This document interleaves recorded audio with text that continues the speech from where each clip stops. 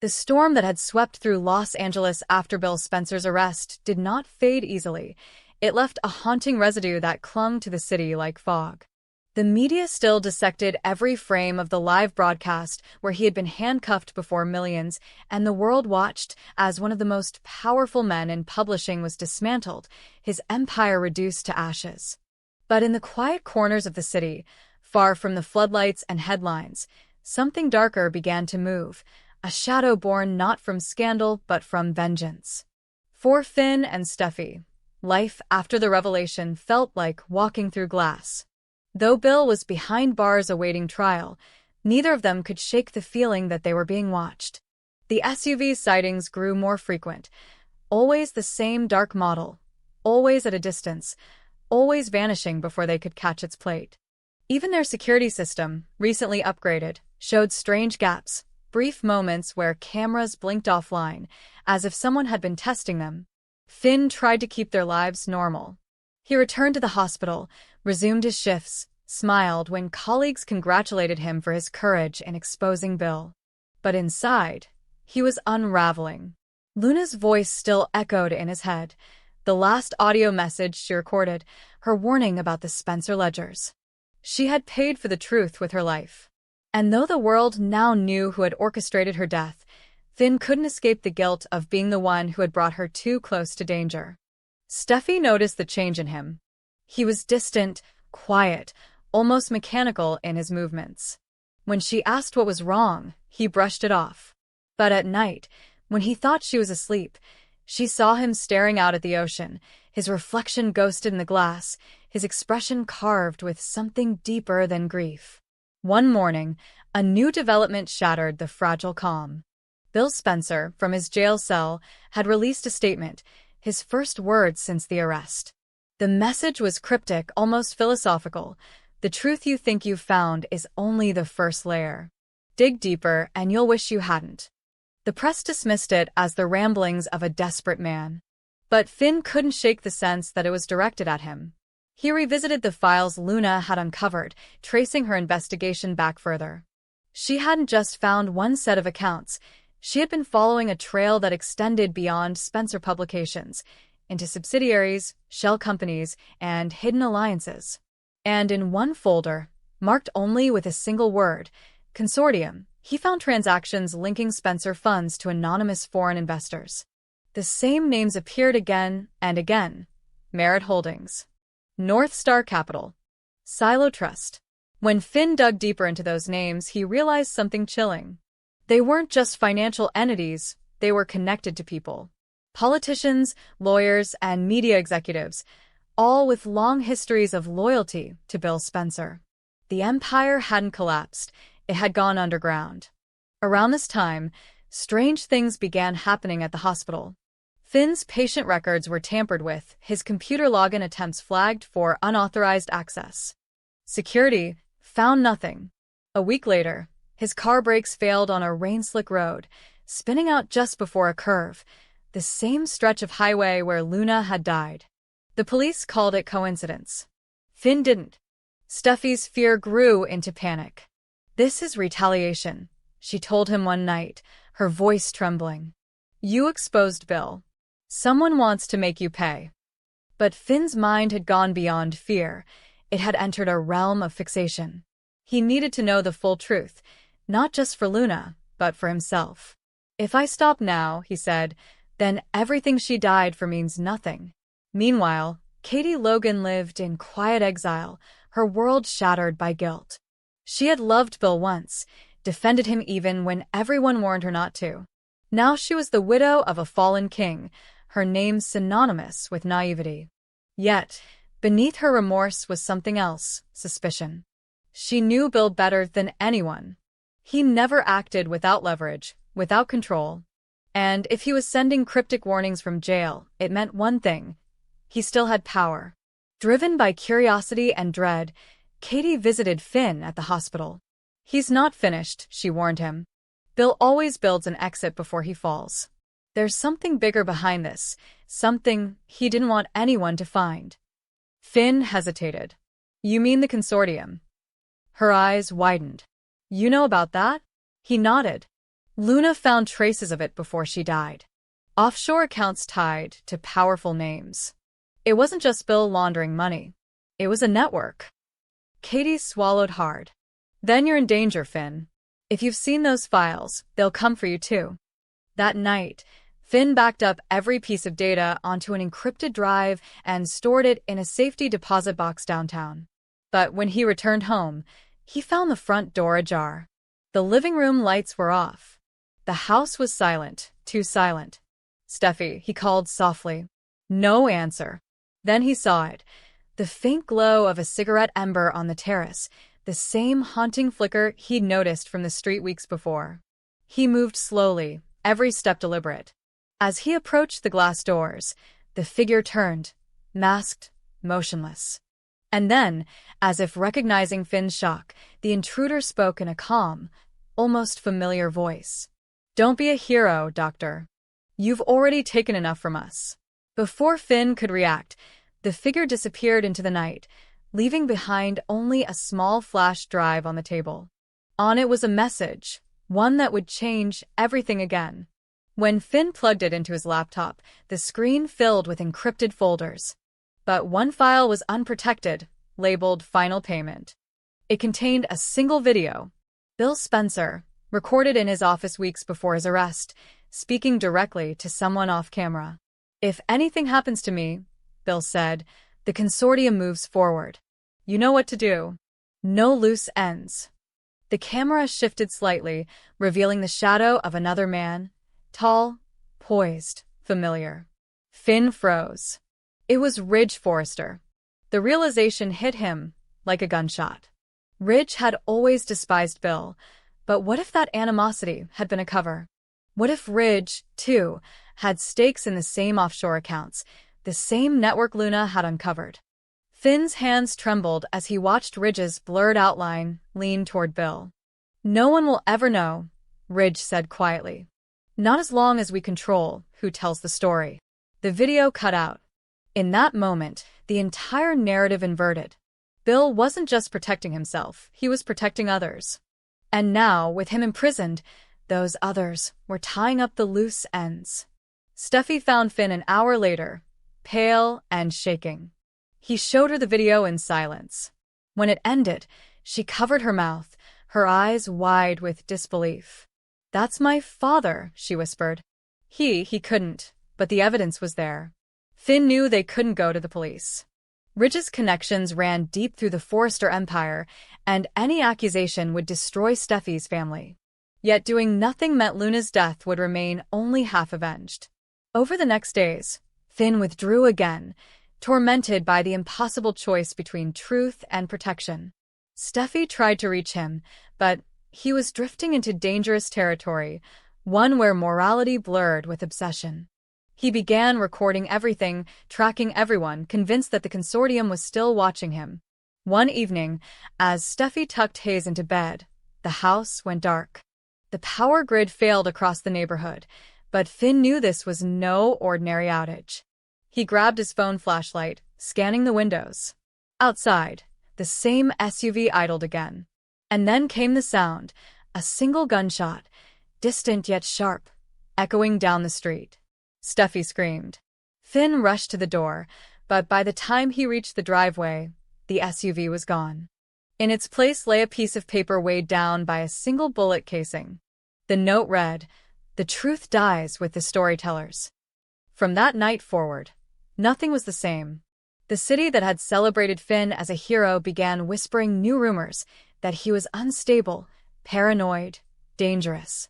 Someone was manipulating the narrative, erasing Luna's files, rewriting her legacy.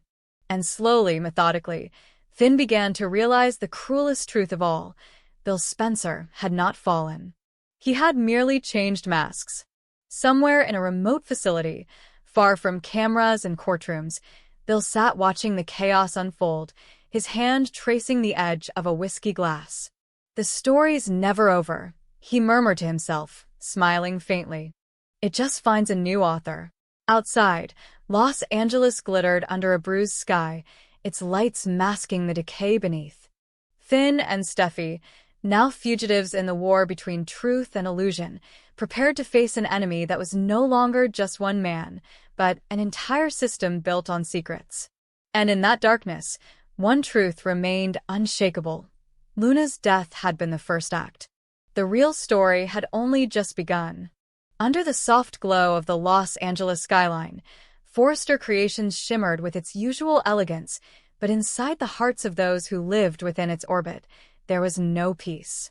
Eric Forrester had survived what was once believed to be his final curtain call, a miraculous recovery from the brink of death, credited almost entirely to Dr. John Finn Finnegan. For weeks, the fashion world hailed Finn as a savior, the man who brought back a legend.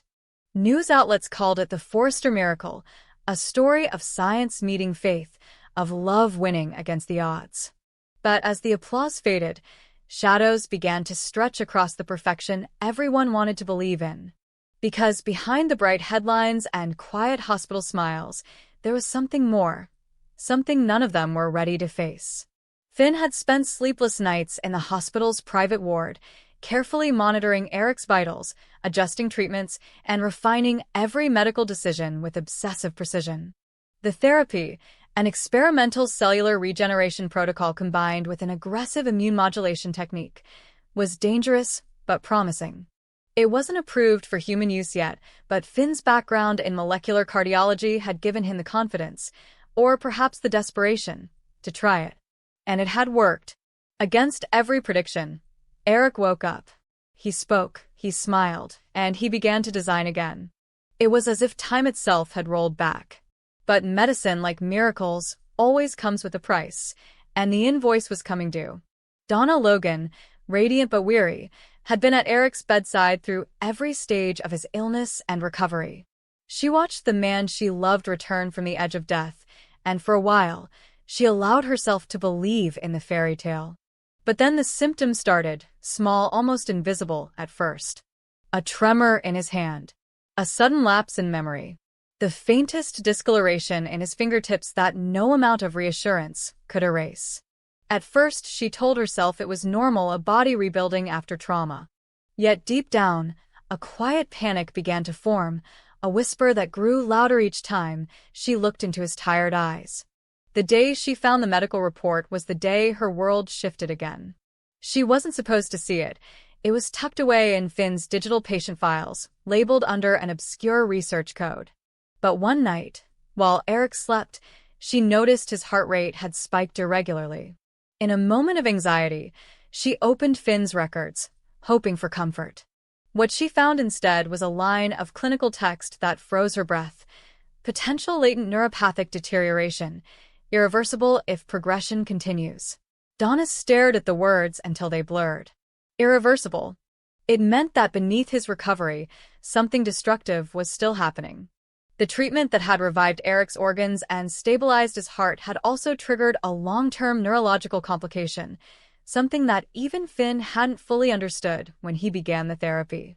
It was the kind of side effect buried in medical journals, theoretical and untested, and it meant that while Eric's body appeared strong, his nervous system might be quietly collapsing. Donna closed the laptop with trembling hands.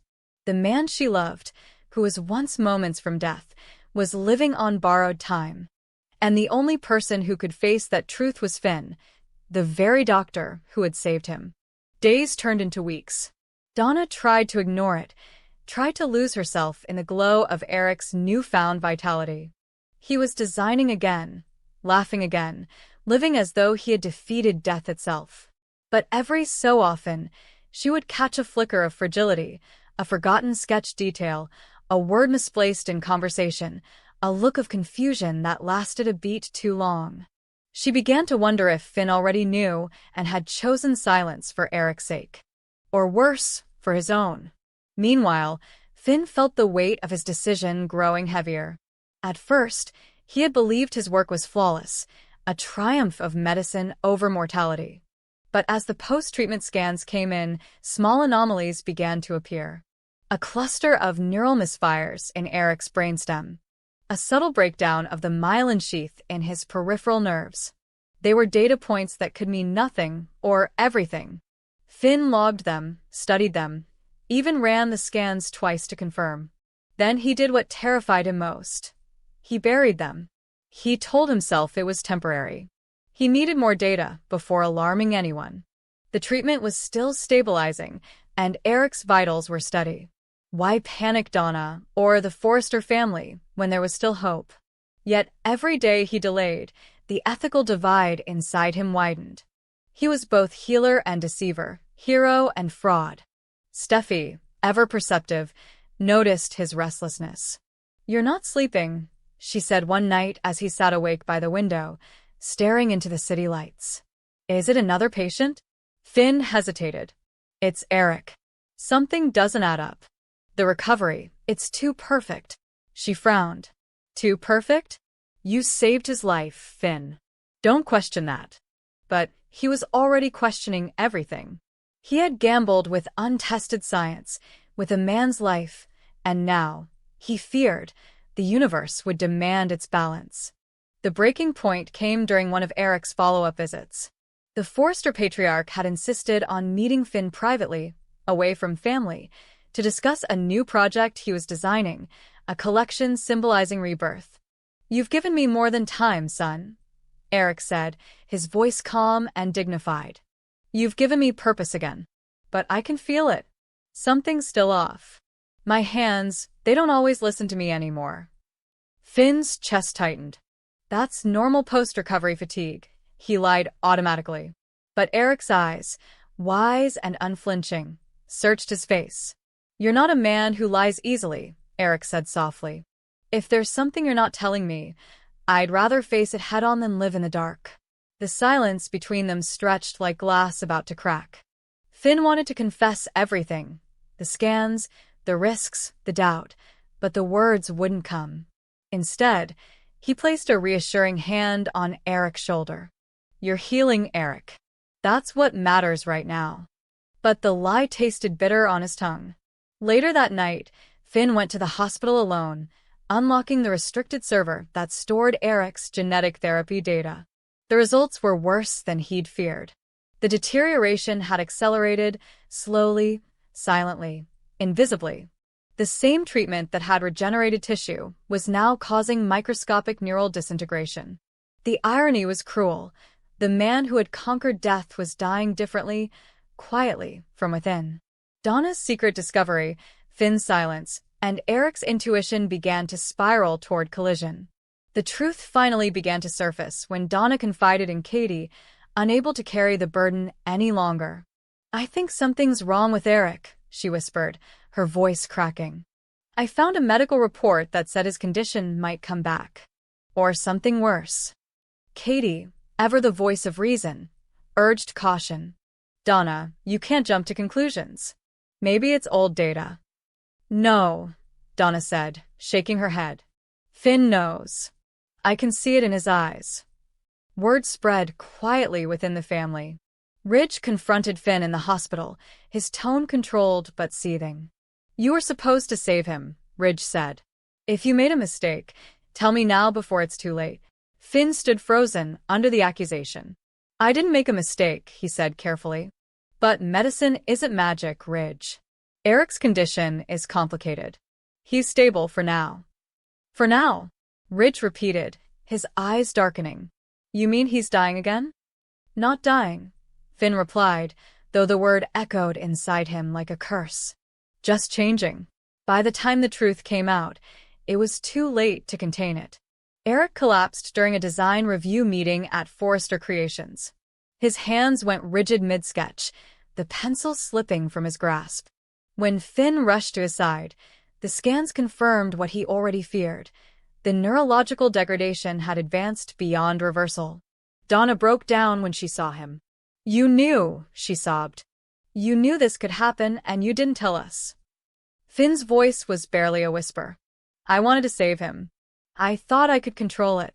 "But you can't control God," she said, her voice trembling with both love and rage. The hospital became a battleground of emotion and blame. Ridge accused Finn of arrogance. Steffi defended him as a man who had tried to give them hope, and Donna stayed by Eric's side, clutching his hand as if her will alone could keep him alive. As days turned into nights, Eric's lucidity began to fade. In his brief moments of clarity, he spoke softly about forgiveness. "Tell Finn," he murmured to Donna once, "that I don't blame him. Every artist makes mistakes. Some just happen to be life-sized." Finn stood by the doorway, unable to move. For all his skill, all his knowledge, he had never felt so helpless. Medicine had taught him how to repair tissue, how to fight infection, how to restart a heart, but it had never taught him how to forgive himself. When Eric finally stabilized again, weak but alive, Finn made a vow. He wouldn't hide anymore. He gathered the foresters in the hospital conference room, his voice steady but hollow. Eric's recovery came with a cost, he began. The treatment that saved him also caused progressive neurological damage. It's irreversible. I kept it quiet because I wanted to believe I could fix it. I was wrong. Silence filled the room, heavy and suffocating. Ridge turned away, jaw clenched. Brooke's eyes filled with tears. Donna stared at him, as if seeing a stranger. But Steffi stepped forward, her voice calm and sure. "You saved his life, Finn. Without you, he'd already be gone. Maybe that's enough." Her words were meant to comfort him, but they cut deeper. For Finn, saving a life only to watch it deteriorate was worse than losing it outright. He returned to his lab, obsessed once more. Not with guilt this time, but with redemption. If there was any way to slow the progression, he would find it, even if it cost him everything. Weeks later, Donna found him asleep at his desk, surrounded by notes and vials of serum. When she woke him, he looked older, wearier. "You can't fight time," she said softly. Finn met her gaze. "No," he said, "but I can try to rewrite it." Eric lived on, fragile but defiant, designing even as his hands trembled, his sketches shaky yet brilliant. The world saw him as a man reborn. Only those closest knew he was living in the twilight of borrowed grace. And Finn, the doctor who had saved him once, now stood in the uncertain light between genius and guilt, knowing that one day soon, the truth would come full circle, and the man he had resurrected might become the one who destroyed him. Because in medicine, as in life, miracles never come without consequence. And sometimes, the price of saving a legend is learning how to live with the weight of his dying heartbeat echoing inside your own.